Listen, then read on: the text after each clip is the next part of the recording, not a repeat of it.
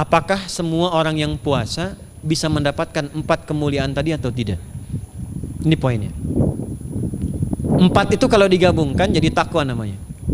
Singkatnya, apakah semua orang puasa pasti bertakwa? Ya, tanyakan Al-Quran. Apa jawaban Allah di Al-Quran? Dijawab langsung di ayat Siyam. Al-Baqarah ayat 183. Ya ayyuhalladzina amanu kutiba alaikumus kama kutiba alal ladzina min la'allakum. Nah, kalimat tattaqun itu diawali dengan kata la'allakum. La'alla itu namanya harfu taraji. Saya ulang ya, di ilmu nahwu la'alla disebut harfu taraji. Al-Imam As-Suyuti berkomentar begini. Setiap ada satu harapan, keinginan besar yang ingin dicapai, tapi diawali dengan kata la'alla atau la'allakum, ini menunjukkan bahwa harapan itu tidak mungkin bisa dicapai kecuali dengan kesungguhan, keseriusan. Jadi ketika Allah menutup kalimat puasa, ayat puasa dengan kata la'allakum, seakan memberi kesan tidak semua orang puasa akan mendapatkan kenaikan takwa dan jaminan 4 kemuliaan tadi kecuali orang yang serius puasanya, orang yang sungguh-sungguh puasanya.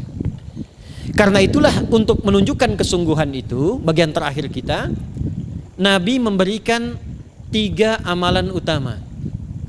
Saya akan bacakan dengan cepat 3 amalan utama yang dikuatkan oleh beliau kepada para sahabat sebelum tiba Ramadan dan sampai sekarang menjadi kurikulum Ramadan Nabi.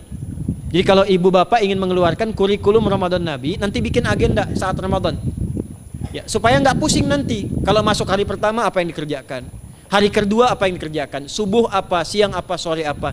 Cuman nanti saya berikan 3 yang pokok ini. Ada 3. 1, meningkatkan sholat. Saya ulang ya, meningkatkan apa? Salat. Kalau meningkat secara singkatnya berarti bertambah dari yang sekedar fardu, tambah dengan apa? Sunnah. Maka dari sekarang keluarkan semua jenis salat-salat sunnah. Keluarkan dari sekarang apa saja, siang dan malamnya. Yang rawatib ada berapa rawatib? Rawatib 12. Ya, rawatib itu yang melekat dengan salat fardu dan menentukan untuk memperbaiki salat fardu.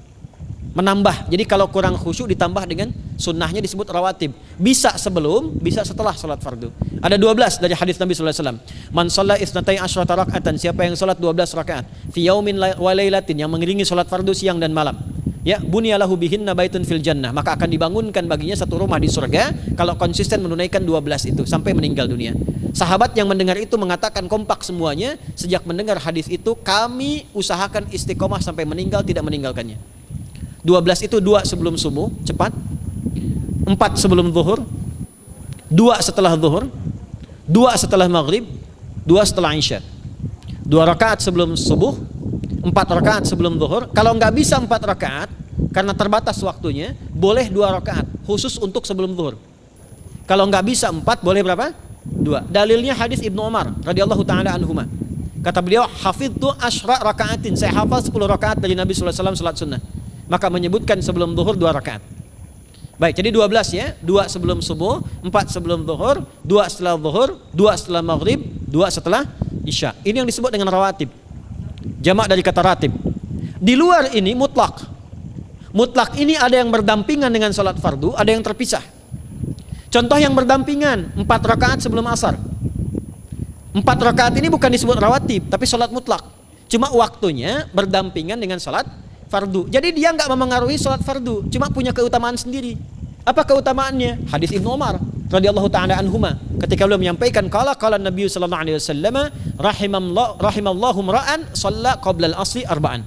Allah akan menambahkan rahmat pada orang yang terbiasa sholat 4 rakaat sunnah sebelum sholat asar.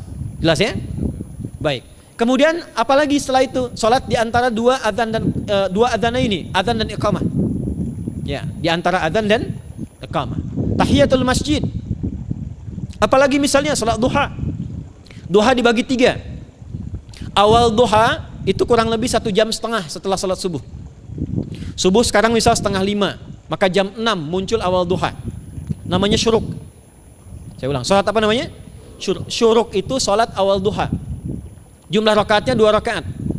Man shalal ghadata fil jama'ati thumma yaqudu yadhkurullah subhanahu wa ta'ala fa yusalli rak'ataini fakana alaihi ka ajri umratin wa hajjin, ya ka ajri ummatin wa hajjin tamatan. Siapa yang salat subuh 2 rakaat dengan berjamaah, ya, dan umumnya kalau berjamaah bisa ke masjid di masjid. Kalau tak mampu ke masjid, tunaikan di rumahnya. Setelah itu tidak beranjak dulu, dia duduk untuk berzikir kepada Allah. Zikir itu bisa baca Quran. Quran surah 15 ayat 9 itu Quran disebut dengan zikir. Quran surah 54 ayat 17, 22, 32, 40 itu Quran disebut dengan zikir. Bisa baca Quran, bisa berdoa. Doa disebut dengan zikir. Quran surah ke-7 ayat 205. Ya. Bisa dengan apa lagi? Bertafakkur, ya, mengaji, ta'lim, itu disebut dengan zikir. Ali Imran ayat 190 191. Alladzina yadhkuruna Allaha qiyaman wa qu'udan wa 'ala junubihim wa yatafakkaruna fi khalqis samawati wal ard, ya, disebut dengan zikir. Bisa bertasbih. Zikir pagi petang, kalimat-kalimat thayyibah, ada itu di Quran surah keempat ayat 103. Jadi habis salat subuh zikir dulu. Doa dulu, zikir dulu, belajar dulu, tafsir dulu. Setelah itu muncul syuruk. Perjalanannya disebut isyraq, melewati masyrik, 1 tombak bayangan, dia salat 2 rakaat, itu pahala salatnya senilai haji dan umrah. Sempurna. Bukan sudah haji, bukan. Mau kemana? Ibu mau haji dulu? Tidak. Ya, hajinya nanti bulan Dzulhijjah. Tapi senilai haji dan umrah itu 2 rakaat. Awal duha disebut apa? Syuruk. Pertengahan duha sekitar jam 9 jam 10. Jumlahnya 2 sampai 4 rakaat. Ya, 2 sampai 4 rakaat. Apa fungsinya? 1, mengganti seluruh zikir yang ada dalam tubuh kita. Mata berzikir, telinga berzikir, lisan berzikir, bisa diganti dengan 2 rakaat duha. Itu waktunya pertengahan duha. Kurang lebih dari jam 8, 9, 10 lah, kurang lebih 3 jam itu, ya. Yang kedua, bisa menghambat atau menghentikan, menahan satu musibah umum. Misal ada kebanjiran nih atau macet nih. Orang-orang kena macet. Bapak yang biasa sholat duha pertengahan itu tiba-tiba ditolong oleh Allah, dibebaskan. Tiba-tiba ada orang datang, Pak lewat sini di sana macet. Atau dibimbing ada kontraflow. Itu manfaatnya duha tuh. Yang pertengahan. Yang terakhir adalah akhir duha. Sekitar jam 10 sampai jam 11 menjelang ke zuhur. Ya, akhir duha itu jumlahnya dari 2 bisa 4 sampai 8 rakaat. Di antara manfaatnya bisa mempermudah datangnya rizki dengan izin Allah Subhanahu wa taala ketika ikhtiar. Itu duha. Nanti ke malamnya silahkan tahajud, tingkatkan tarawihnya sampai ditutup dengan witir. Itu salat. 2 yang terakhir saya cepat, 2 yang terakhir adalah banyak berinteraksi dengan Al-Qur'an. Ada 3 caranya. 1, banyak membaca. Itu namanya qiraah. Silahkan Bapak Ibu siapkan dari sekarang, targetnya khatam misalnya 1 kali berapa juz? 30 juz. Kalau mau gampang bagi 30, berarti 1 hari berapa? 1 juz. Paling gampang lagi supaya nggak capek ngajinya, supaya nggak capek, bagi 1 juz 5 waktu sholat. Contoh, juz pertama itu Al-Baqarah plus Al-Fatihah. Al-Fatihah saya nggak hitung lah karena sudah hafal ya. Al-Baqarah itu 141 ayat, juz pertama. Bagi 5, 28. Jadi setiap ketemu waktu sholat, bagi 2 lagi, 28 bagi 2 berapa? 14. Sebelum sholat baca 14 ayat, setelah sholat baca 14 ayat. Itu 14 ayat tuh paling-paling nggak nyampe 5 menit Bu, Pak. Kalau investasi 10 menit setiap waktu sholat, bagi 2 kita baca 14 ayat, itu insya Allah selesai Ramadan khatam Quran. Itu udah rumus. Ya, tidak cukup dengan amin, siapkan dari sekarang. Siapkan. Ya. Kemudian mengkaji, kajian, tilawah. Itu tilawah itu di hadis Muslim pahalanya banyak.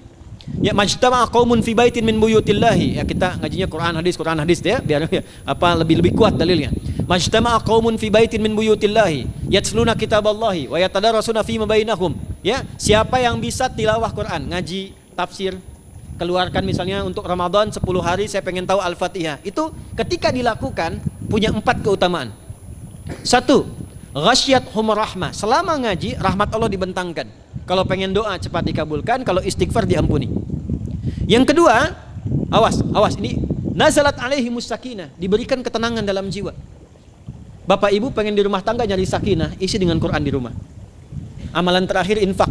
Ya, hadisnya dari Ibnu Abbas, an Ibnu Abbas radhiyallahu taala anhuma, qala, ya, beliau mengatakan kana Nabi sallallahu alaihi wasallam ajwadan nas wa ajwadu ma yakunu fi Ramadan. Adalah Nabi sallallahu alaihi wasallam itu orang yang sangat luar biasa dermawan dan lembut. Dan bertambah dermawan lagi ketika tiba Ramadan.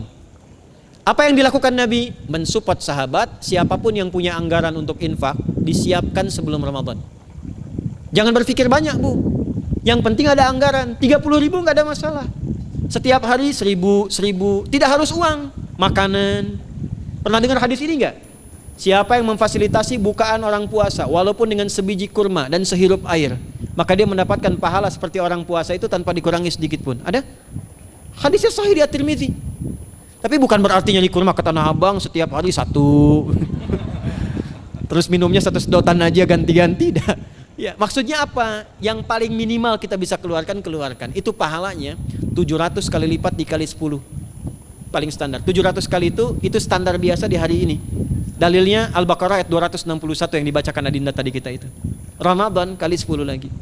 Maka dari itu disiapkan dari sekarang untuk infak. Kalau kami di desa itu, ibu saya selalu kalau Ramadan itu RT-nya setiap rumah. Ini untuk bukaan hari ini rumah A, rumah B, rumah C. Bukaan besok rumah A, rumah B, rumah C. Boleh tuh di PWM Pak dipraktikkan. Ya, misalnya anggota perserikatan siapa dikasih kesempatan. Mungkin nanti yang lain kurmanya, yang ini misalnya jeruknya, yang ini ininya. Setiap ada bukaan ya kirim ke yatimnya, ya kemudian ke pondok-pondok asuhan Muhammadiyah yang tadi disebutkan sekian ribu itu, cari pahala. Ya, saya kira itu yang bisa saya sampaikan. Sampai dengan batas waktu yang diberikan, semoga bermanfaat dan semoga Allah Subhanahu wa taala memberikan kemuliaan kepada kita semua, kesehatan, dan yang terakhir saya ingin sampaikan doa penting. Tolong hafalkan doa ini. Dan ini doa yang diajarkan Nabi menjelang Ramadan, supaya mendapatkan kesehatan, kekuatan, keselamatan untuk beribadah saat Ramadan. Hadisnya di At-Tirmidzi nomor hadis 3254.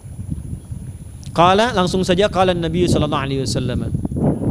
Allahumma ahillahu alaina bil yumni wal iman wassalamati wal islam rabbi wa rabbukallah. Nah, itu tolong nanti dihafalkan, tadi sudah direkam, dibimbing. Nanti ketika ditetapkan masuk awal Ramadan, bacakan itu. Ya Allah, anugerahkan awal Ramadan kepada kami dengan ketenangan, kedamaian, kekuatan iman, keselamatan, sehat, nggak sakit sampai selesai puasanya, diberikan kekuatan untuk ibadah dalam keislaman dan diikhlaskan hanya karena Allah Subhanahu wa taala. Subhanakallahumma wa bihamdika nasyhadu an la ilaha illa anta nastaghfiruka wa natubu ilaik wa akhiru da'wana anil hamdulillahi rabbil alamin wal 'afu minkum fastabiqul khairat. Assalamualaikum warahmatullahi wabarakatuh.